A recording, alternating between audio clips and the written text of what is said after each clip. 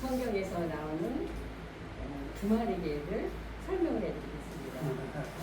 사람들 마음속에 두 마리 개를 각자가 키운다고 합니다. 여러분들은 혹시 마음에 두 마리 개를 키워본 적 있으신가요? 마음속에 들어본 적은 있으신가요? 그래, 있을 수도 있죠. 아, 그래요? 아, 우리 권사님이 굉장히 긍정적이시네요.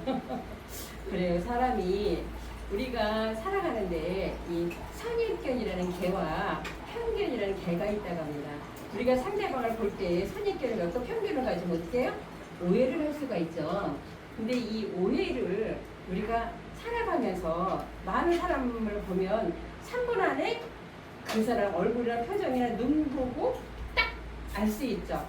그렇죠?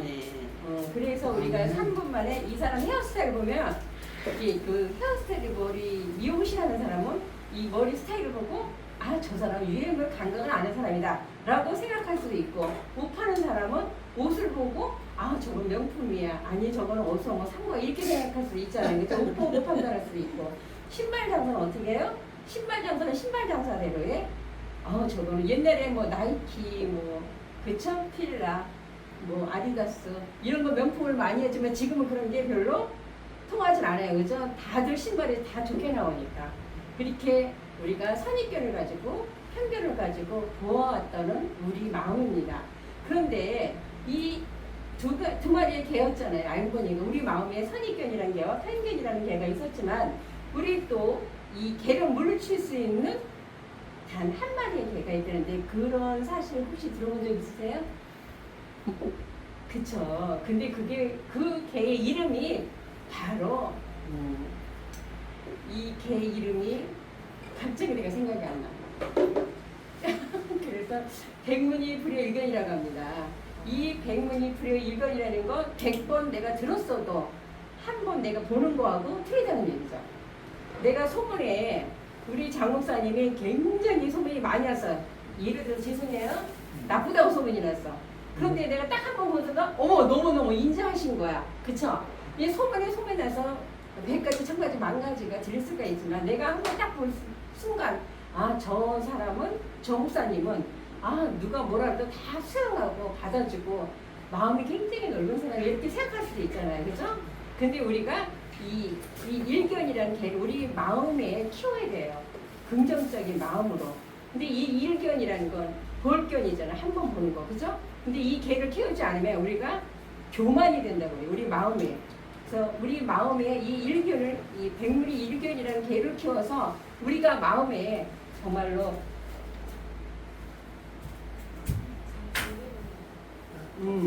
왔다 갔다 하니까 내가 네. 말라. 좋습니다. 아, 그리고 감사합니다. 우리가 상대를 판단하다 보면 우리가 이 죄의 근원이 되잖아요. 교만이 되기도 하고 우리가 죄를 키우는 결론이 돼요. 여기서 선입견과 편견이라는 걸 우리가 단번에 물리칠 수 있는 거는 백문이불여일견을 각자의 마음속에서 키우면은 이것이 없어지게 되죠. 그래서 죄의 결과가 우리는 마음에서 씻어버려야 되잖아요. 좋은 감정 가지고 좋은 마음 가지고 우리가 일을 해야 뭐든지 긍정적인 마인드가 되잖아요. 근데 선입견과 편견을 가지면 항상 오해의 요지가 돼요. 그죠? 그래서 아까 우리 목사님께서 처음에 웃으면서 박수 치면서 했잖아요. 그 우리가 맨 처음에 의아해할 수도 있어요. 그죠? 처음 보는 사람들은.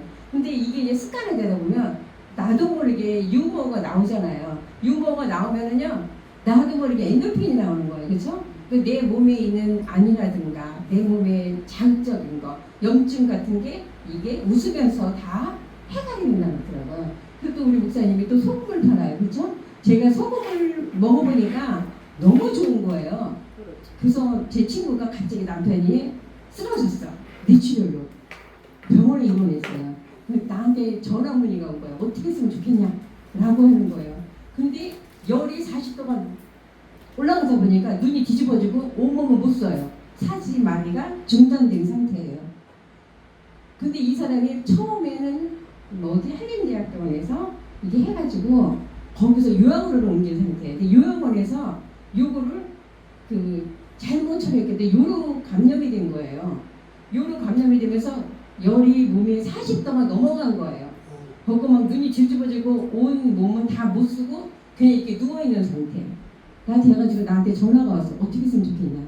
목사님 이 돈은 어떻게 했으면 좋겠어요. 그래서 좋은 수가 있어. 소금을 먹어봐 이렇게 했어요. 근데 제가 거기까지 가려면 너무 멀어. 그 밤에 전화 왔는데 이 밤에 어떻게 해요? 할 수가 없는 거예요 제가. 그래서 본인이 그 집사님이 동생이 20년 된 소금이 있다고 그러더라고요. 그래서 그 소금을 짜지 않고 물게 해가지고 찝찝하다 할 정도로 위물 걷어내고 밑에 앙금 걷어내고 중간 부분만 매겨라.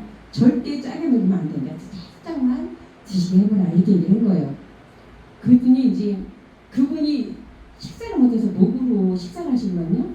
근데 이제 이분이 요양원을 오랫동안 그런 간호 일을 하셨기 때문에 지혜롭게 하셨어요. 그래서 그거를 드셨는데 열이 정상으로 내려온 거예요. 그러면서 소변량이 1,800을 넣은 거예요. 하루 용량이 밤에 만드는 용량이 300도 안 됐다고 그러더라고요. 그런데 이 소금으로 드시면서 그게 확 1,800이 나온 거예요. 그러니까 신장이 확 뚫어진 거잖아요. 그러니까 병원에서 대소동이 일어난 거예요. 이 환자가 왜? 먹어서 우리 약 쓸 것도 없는데 자기네들 약 쓴 거 뻔하잖아요. 근데 너무 열이 떨어지고 그리고 정상으로 들어왔으니까 이상한 거예요. 그래서 이제 그분이 이상하니까 이 요양 환자들 그 보살피는 집사님한테 어떻게 된 거냐 이렇게 얘기를 했더니 내가 말을 하지 말라 그랬어요. 말을 하면은 괜히 헛소문이라고 그러니까 절대 모른다. 원장님이 의사분이 너무 잘하셔서 이렇게 된 것 같다. 이렇게 얘기를 하라고 했어요. 지혜롭게. 그랬더니 그분이 진짜 그렇게 얘기를 하셨어요. 그리고 그분이 소변량도 줄였어. 1,800 맨 처음에 막 너무 좋아서 1,800 나와서 그러는데 그 다음날은 그걸 2분의 1만 이제 얘기를 한 거예요. 병원에다가. 그러니까 병원에는 처음에는 이제 막 많이 나오니까 이상하게 생각하고 막 더 연구할 건데 이제 그때부터 이제 정상 조정으로 들어가니까 더 이상 연구를 안 하신다 그러더라고. 근데 이제 그 다음날 또 전화가 왔어요. 이상을 지난 다음에 전화가 와서 그래서 남편이 이 가래가 너무 많이 나와가지고 그러니까 맨날 하기가 너무 힘들다 이렇게 얘기를 한 거야. 그랬더니 용각산 그거 타가지고 물에다가 타가지고 물을 삼켜봐 그랬더니 어머 이 가래가 다 없어진 거야. 안 나오는 거예요 아무리 해도. 그 병원에서 또 이상한 거야. 그래갖고 이상한데 왜 이렇게 됐냐 그래서 아니 병원에 너무 잘 줘서 그런 거 같다 또 이렇게 얘기를 했어요. 근데 이 집사가 또 그렇게 얘기를 한 거예요. 결국 그분이 3, 4일 만에 병원에서 내가 얘기해주고 한 일주일 정도 지났나 그러니까 그래서 병원에서 한 달도 못 돼가지고 이분이 원래 아까 그 한림대학병원에 있다가 또 요양원에 있다가 다시 한림대학병원에 옮겨서 치료를 받아서 그러거든요. 그러다가 다시 요양원으로 집행을 간 거예요. 깨끗하다고. 왜냐면은 거기서 유럽에서 때문에 목이 붓기 시작하고 소변이 안 나오니까 그리고선 힘들었던 게 소변을 제가 여기 장영철 목사님 그 소금을 주려고 했는데 시간이 안 돼가 밤 9시가 넘어서 거기도 가기도 시간이 어렵고 그래서 내가 그냥 얘기했더니 동생이 20년 묵은 소금을 가져왔다 그러더라고요. 그래서 그 소금을 먹고서는 너무 결과가 좋은 결과가 된 거예요. 그래서 지금 요양병원에서 지금 많이 좋아져가지고 눈도 안 들어갔다는 눈이 뒤집어져갖고 이게 정석으로 안 내려갔다 그러더라고요. 근데 지금은 정석으로 내려오고 이렇게 나왔다 그러더라고요. 그래서 우리가 이 선입견과 편견을 버릴 때에 일견을 키우면 우리가 100번 들어도 한 번 보는 걸로 족하잖아요 우리가요. 근데 사람은 요일서 1장 2절에서 3절에 보면 본바에 만진 바에 들은 바라 하잖아요. 그게 바로 예수님이었잖아요. 그죠? 예수님이 2000년 전에 오셔서 복음을 전하셨잖아요. 본바에 만진 바에 들은 바라고 말씀하신 것처럼 우리가 보지 않고는 말할 수가 없는 거죠. 듣는 귀로만 가지고는 안 되는 거죠. 우리가 어떻게 해요? 말이 천리 간다 그래요. 그쵸? 발 없는 말이 천리 간다. 옛날 속담이 그러잖아요. 근데 발 없는 말이 천리 갈 때에 누군가 입으로 전해지지만 일견이라 그러잖아요. 한 번 본 사람만이 아는 거죠. 입으로 전한 사람은 전하기만 한 거지 본 게 없잖아요. 근데 우리가 본 실상을 보고 얘기를 해야 상대방도 마음이 도이고 우리가 마음도 우리 마음이 안정이 되잖아. 이거 헛소문이구나. 이건 진짜구나. 이거 분별이 되잖아요. 우리 마음이 다 그렇게 가졌으면 좋겠습니다. 오늘 말씀 중에는 시편 1장에서 4절을 읽겠습니다.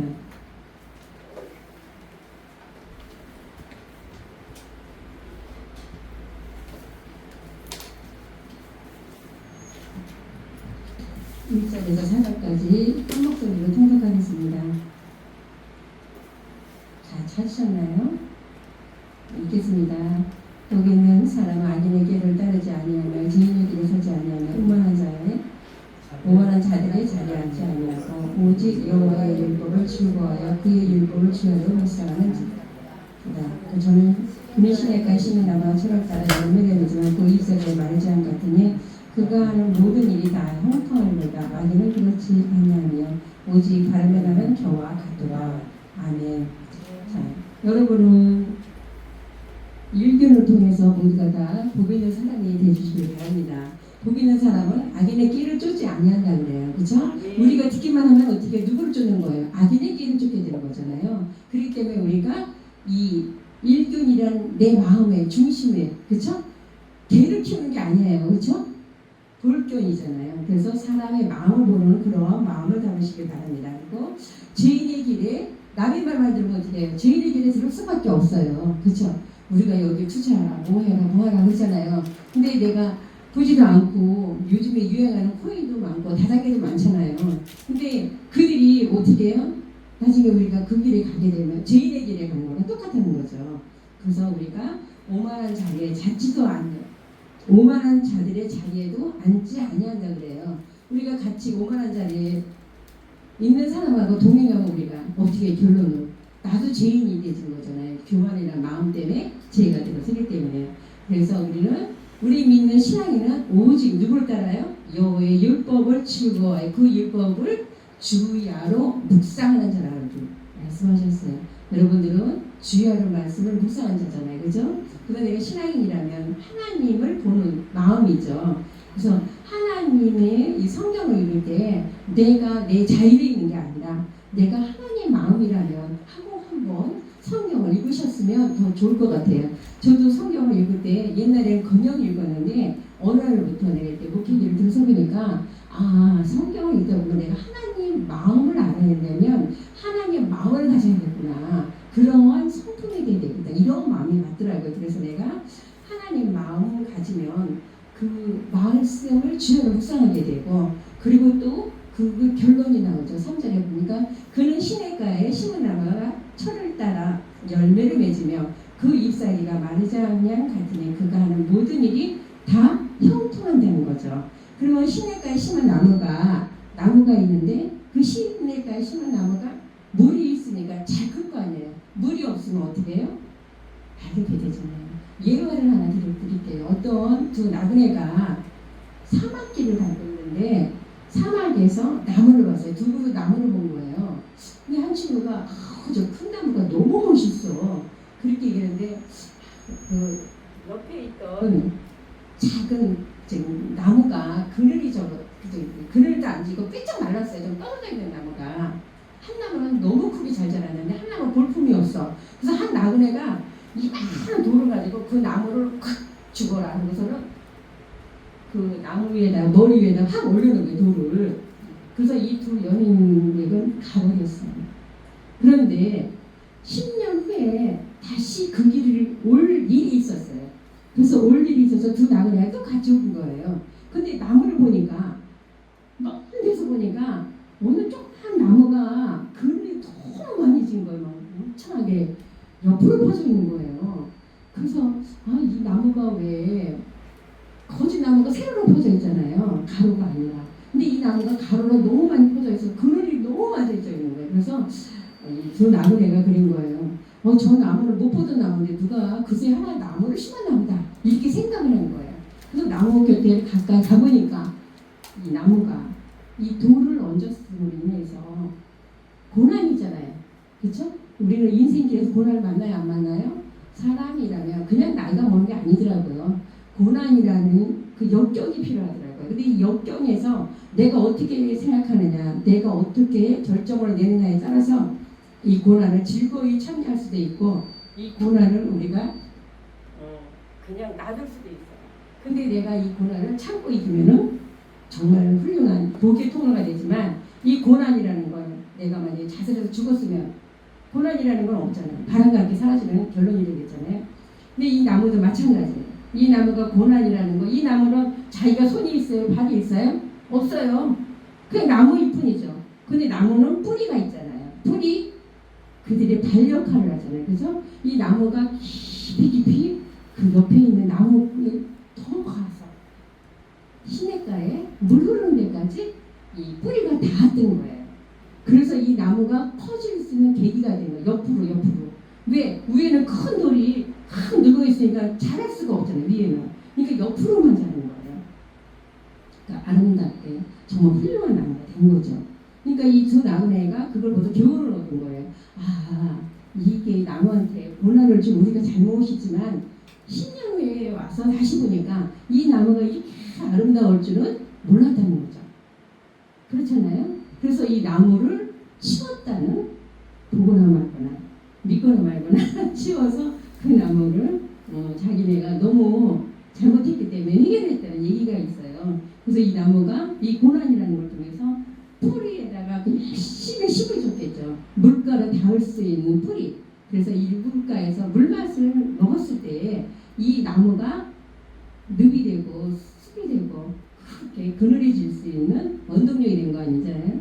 그래서 우리도 인생길에서 어려운 일 있고 힘든 일 있을 때는 하나님께 기도하고 나를 돌이켜보고 회개하고 그렇게 했을 때 하나님께서는 축복이라는 통로가 되지 않을까 싶습니다. 그래서 우리가 이렇게 부귀한 사람이 됐을 때 하나님께서는 시내가 심은 나무가 철을 따라 열매를 맺는 것처럼 우리 인생길에서도 열매를 맺을 수 있는 기회가 되시기 바랍니다. 또 모든 일에 다 형통하대요. 그렇죠. 우리가 고난을 이길 때 형통한 일이 또 오잖아요. 맨날 우리는 고난만 있는 건 아니잖아요. 그죠? 고난이 있으면 힘든 일도 있고 힘든 일이 있으면 더 복된 날도 있잖아요. 웃을 날도 있잖아요. 맨날 우는 것만 아니잖아요. 우리가. 그러니까 인생에 살아가는 이치가 자연의 이치하고 사계절이 있잖아요. 자연도. 그렇죠? 자연의 사계절 있을 때 겨울도 있고 겨울도 어떻게 보면 나무들한테는 고난의 연속이잖아요. 그죠? 그렇지만 그 나무가 봄을 만났을 때 어떻게 물 만난 제비처럼 물 만난 나무처럼 팥팥도 순이 날 때 생명력이라는 것이 보여지잖아요. 겨울에는 생명력이 보여요? 안 보여요. 나무가 앙상해요. 가지만 있잖아요. 나무만. 그렇기 때문에 다 죽은 것 같아요. 겨울에는. 하지만 봄이라는 기운을 볼 때에 생명력이 있어서 잎사귀가 나오고 나무가 그때부터 활력을 받기 시작하나요. 그래서 나무가 꽃도 피죠. 꽃을 필 때는 나무가 두 종류가 있더라고요. 일찍 꽃 피는 나무가 있고 꽃 안 피고 열매부터 맺는 나무가 있어요. 그런데 가을을 보면은 꽃 핀 나무나 꽃 안 핀 나무나 열매는 똑같이 맺는 거잖아요. 그죠? 가을에는. 그래서 우리는 이 고난이라는 거 이게 너무 선입견과 편견을 버릴 때 하나님께서 우리가 일견을 키우는 것처럼 우리가 다 그런 마음이 되시길 바랍니다. 시편 14장 1절 볼게요. 14장 1절. 14절. 네. 누가 읽어주시기 바랍니다. 목소리 안 좋으면 제가 읽겠습니다. 어리석은 자는 그 마음에 이르기를 하나님이 없다 하고 저희는 부패하고 소행이 가증하여 선을 행하는 자가 없어요. 여호와께서 하늘에서 인생을 굽어 살피사 지각이 있어 하나님을 찾는 자가 있는가 보려 하시는지. 아멘. 아멘. 자, 어리석은 자는 그 마음의 일기를 누가 없다? 하나님이 없다고 합니다. 그리고 마음은 부패됐대요. 그리고 그들이 회개를 할 줄 알아요? 몰라요? 모른다는 거예요. 그리고 그 행실이 가증하대. 그리고 속인다는 거잖아요. 선을 행하는 자가 없다는 거잖아요. 여호와께서 하늘에서 인생을 굽어 살피사 지각이 있어 하나님을 찾는 자가 있는가 보려 하시는지 그렇게 말씀하시잖아요. 그러면 하나님께서는 우리들에게 지각이라는 것을 써서 하나님을 찾는 것, 기도가 그렇죠? 성경에서 그렇죠? 하나님은 하나님의 생각과 마음을 이 성경에다 다 기록한 적 있습니다. 이 성경은 하나님의 감동으로 기록된 거잖아요. 하나님이 사람들을 들어서 기록한 이 성경책이기 때문에 이 성경책이 오늘날 우리에게 주어질 때는 하나님의 크신 하늘의 복이 임한 줄 믿습니다. 그리고 잠언서 11장 1절 보겠습니다. 잠언서 11장 2절 읽어주시기 바랍니다.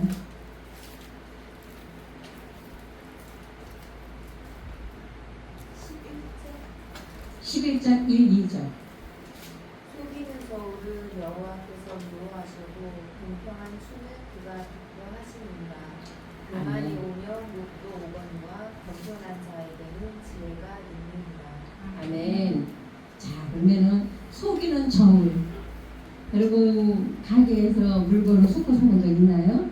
옛날에는 저울이 있었죠. 우리 어렸을 때는 뒷박이 아니면 저울이 꼭 필요했어요. 근데 지금은 전자저울이 너무 좋아서 속일 수가 없더라고요. 그죠? 1g짜리보다 더 미리수가 작은 것도 저울질이에요. 그죠? 화장 천연화장품 만들 때 보면 그 몇 미리도 다 달아져요. 옛날에는 몇 미리가 없잖아요. 키로로 달았죠. 그래서 하나님께서는 속이는 저울이 이런 육적인 저울일까요? 아니죠. 마음의 저울입니다.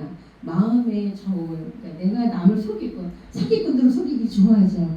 이 사기꾼 눈을 보면요, 속이는 사람은요, 이 눈이 얼마나 반짝반짝 빛나는지 몰라요. 옛날에 제가 사기를 많이 당해봤거든요. 사기를 칠 때 이 사람들 눈을 보면은 내가 쳐다볼 수가 없어요. 너무 반짝반짝 돼가지고. 그래서 이 사람들이 그만큼 머리를 굴리는 거예요. 이 사람을 속이려고. 옛날에는 수표가 많이 돌아다녔어요. 수표가.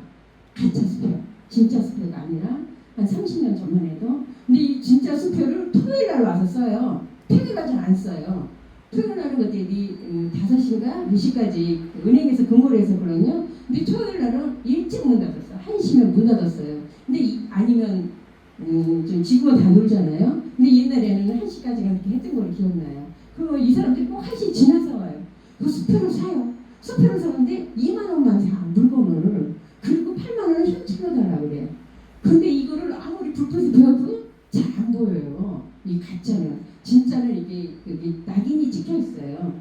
근데 가짜는 이게 이 지금이야 형광등들이지만 옛날에 형광들이 지금 밝았어요. 옛날에 형광등도 흐렸었어요. 이렇게 비면은 잘 보이지가 않아요. 그래갖고 제가 몇 번 속였거든요. 속았어요 제가. 큰절해주고 다음에 은행 가면 꽝입니다. 이렇게 될 때가 너무 많은 거예요. 그리고 막 문적이 한두 번이 아니에요. 너무 속아가지고 다음부터 안 속아야지 하면서도 그게 뭐 맨날 있는 게 아니라 한 몇 개월에 한 번씩 이렇게 속더라고요 제가. 그래서 다음에는 안 속아야지 하는데 이 사람들이 눈이 얼마나 빛이 나는지 아주 상대방을 말을 할 때는 아주 그 입속에 있는 뭐라도 뺏어먹을 건 뭐냐 얘기를 해요. 그래서 거기에 넘어간다는 거죠. 그래서 이 속이는 저울이 그만큼 마음의 저울이 무섭다는 거죠. 그래서 속이는 저울은 하나님께서 미워하시면 공평한 추는 그가 기뻐하시는가 이렇게 말씀하셨어요. 교만이 오면 모두하여 욕도 온다는 거죠. 그리고 겸손한 자에게는 뭐가 따라요? 지혜가 된다는 거죠. 지혜. 그래서 지혜를 우리가 강구하시길 바랍니다. 그건 하나님이 이승에게 주신 지혜인 줄 믿습니다. 제가 그건 다음 시간에 말씀드릴게요. 그래서 우리가 속이는 저울이 되지 않길 바라고 잠언서 16장 18절에서 19절 가보겠습니다.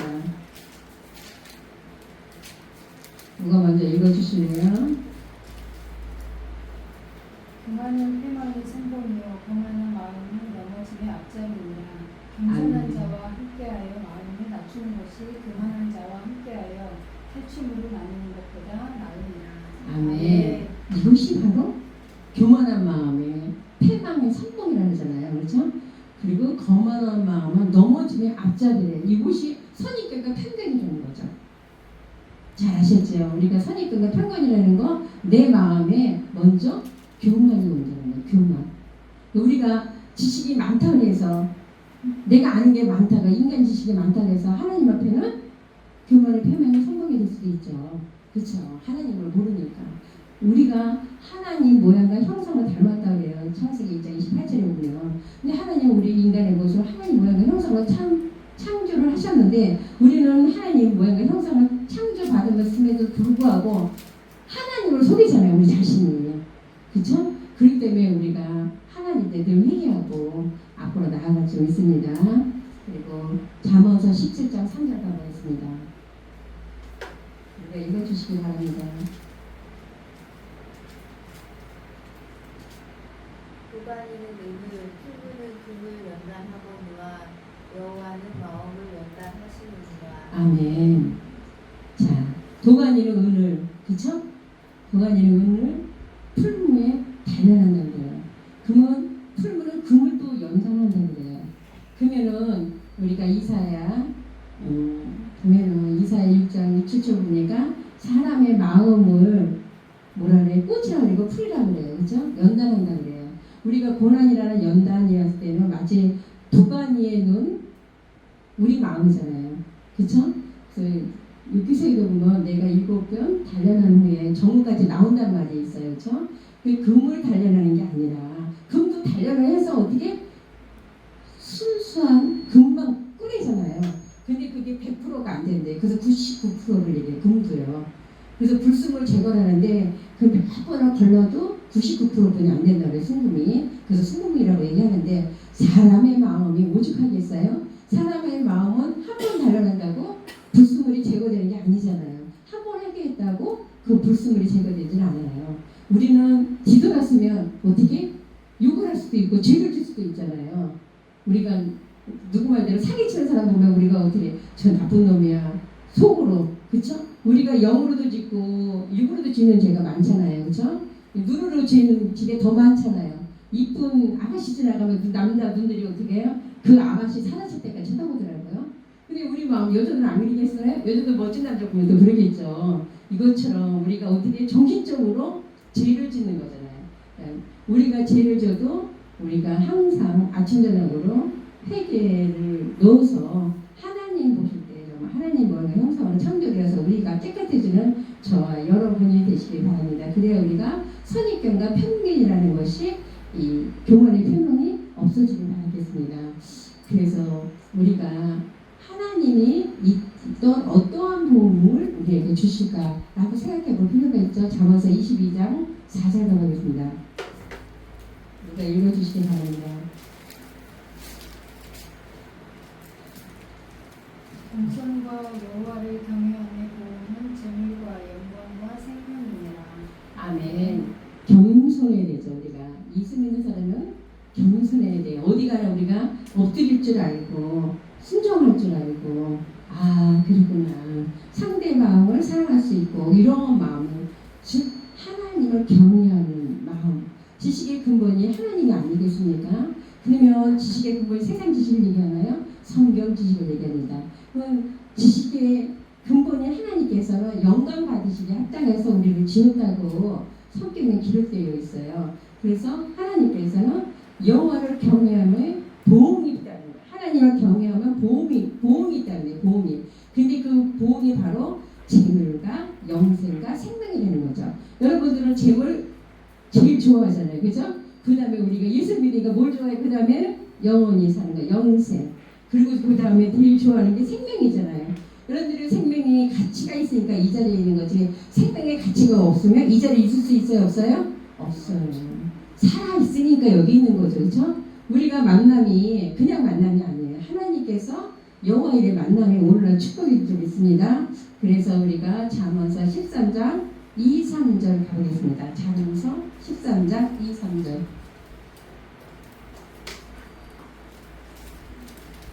이거 읽어주시기 바랍니다.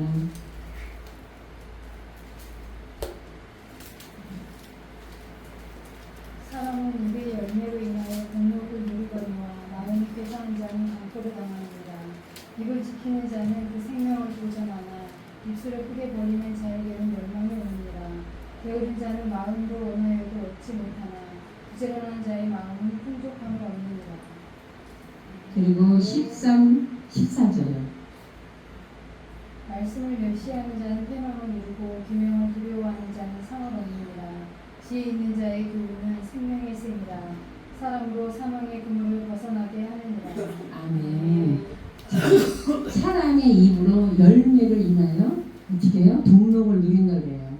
다윗이 하나님과 함께 하잖아요. 그래서 하나님이 다윗에게 맹세를 하잖아요. 어떠한 맹세? 다윗에게 천대까지 누릴 수 있는 복의 근원을 얘기하신다 그랬어요. 네 자손을 천대까지 보호해 주시겠다라고 말씀하셨죠. 근데 다윗이 다세바 사건을 일어나서 하나님 죄를 지켜야 되잖아요. 근데 하나님 용서했어요? 안 했어요? 용서하셨어요.